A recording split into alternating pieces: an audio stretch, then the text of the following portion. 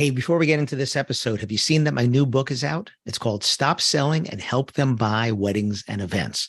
And it's a book that you helped me write because you would ask me at a conference, which of your books has what you just spoke about on stage? And if it wasn't in any of my books, I'd say it's in the next one. Well, here it is. Here's the next one. How to respond to reviews. What if you don't like doing sales? The 3 questions to ask every prospect, or they can't ask for what they don't know exists. These are just some of the chapters in there. And the beauty is you don't have to read it front to back.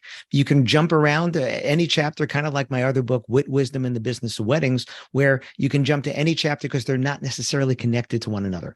And if you want to get free shipping on a paperback copy, go to shopalanberg.com and use the coupon code podcast. That's shopalanberg.com. Use the coupon code podcast, get free shipping on me. Otherwise, it's on Audible, it's on Kindle. And if you go to podcast.allenberg.com, the links are all there as well.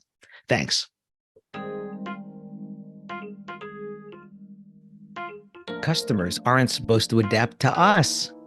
Listen to this episode. See where I'm going with this one. Welcome to another episode of the Wedding Business Solutions Podcast. I'm your host, Allen Berg. I'm a speaker, author, sales trainer, website reviewer, and I help businesses like yours sell more, profit more, and have more fun doing it. Enjoy this episode. Hi, it's Allen Berg. Welcome back to another episode of the Wedding Business Solutions Podcast. I've been seeing a lot of posts lately about people frustrated that they can't get their customers to use the communication methods that they want, or maybe they're getting ghosted and they're not sure why. You know, a lot of this has to do with the way you want to do business and the way they want to do business. And sometimes the customers adapt to us. We don't always have that pleasure. We don't always have that power to get customers to adapt to us. Most of the time, we have to adapt to them. So using the communication methods that they want is one way to adapt to them. Trying to change that communication method too early is a good reason to get ghosted. I've written about this in my book, Why Are They Ghosting Me? I've spoken about this. I consult with people. Just this week, I've had 3 conversations with 3 different customers, people just like you, frustrated by getting ghosting. And one of the biggest reasons is you're immediately asking to change from the digital method, the way they inquired, to the phone call. But it's also adapting to other things. I've gone to using e-signatures for my speaking agreements and consulting agreements. Why? Because I know that you don't have printers necessarily, and to print it out and to sign it and to scan it and fax it back or to email it back is a bunch of steps, and that's a lot of friction. So what do? We adapt to the technology. We adapt to the consumers. Looking at the way your customer is seeing your business is another way of adapting to them. I was doing a consultation this week with someone, and I said, how much of your web traffic is mobile? And it was like 70%. Well, in looking at that, we weren't really even looking at their website on desktop. We started to look at it on mobile. And that's the way I did the website review, was looking at it on mobile, because that's what the customers are seeing. In one case, I had someone that spent a lot of time and a lot of money and a lot of effort to make a great video that played on the desktop version of their website, but it didn't play on mobile. So all this effort went to 20 to 30% of their customers who are going to see it versus the 70 to 80% that won't. So this is another way of adapting and saying, okay, let's sit and see our business the way that they do. I have a new presentation I've been doing called Where's the Friction in Your Sales Process? And these are some of those things that add friction. How many times do they have to click to get to what they want to see and want to find on your website? By the way, what they want to see, what they want to find, which is not necessarily what's there right now. And then how many clicks is it to get them to do what you want them to do, which is to reach out to you? How many fields is it on your contact form? Again, other ways of friction. So adapting to the customer is understanding that just like when you're the customer and a business makes it hard for you or adds these roadblocks for you or adds some friction for you, you go someplace else. And your customers do too. The thing is that sometimes we can't even see it.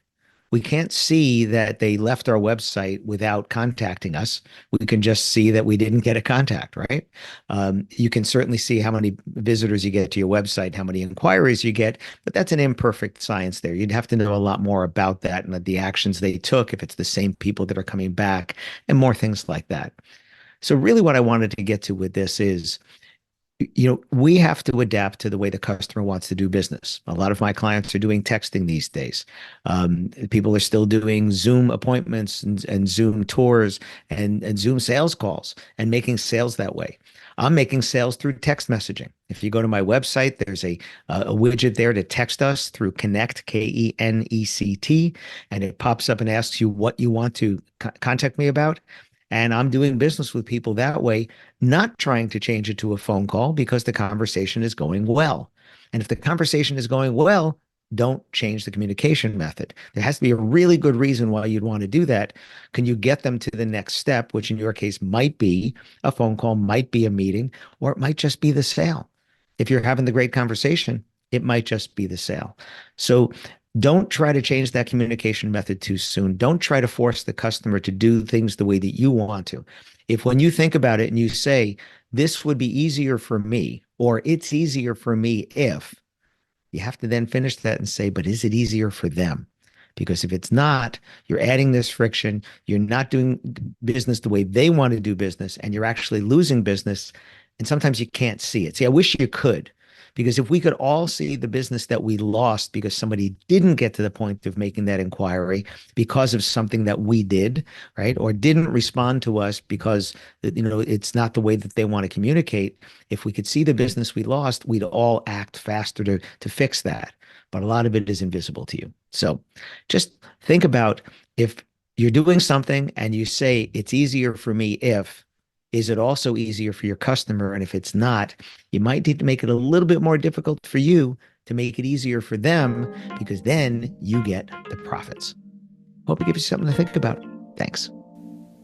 Thanks for listening to this episode of the Wedding Business Solutions podcast. If you liked it, please subscribe to this channel and post a review on your chosen platform, Apple Podcasts or whichever one. If you have any questions about anything in this episode or any of my episodes, email me directly at alan@weddingbusinesssolutions.com or visit my website, alanberg.com, alanberg.com. If you have any suggestions for future topics or guests that you'd like to see, please again, email me or visit my website.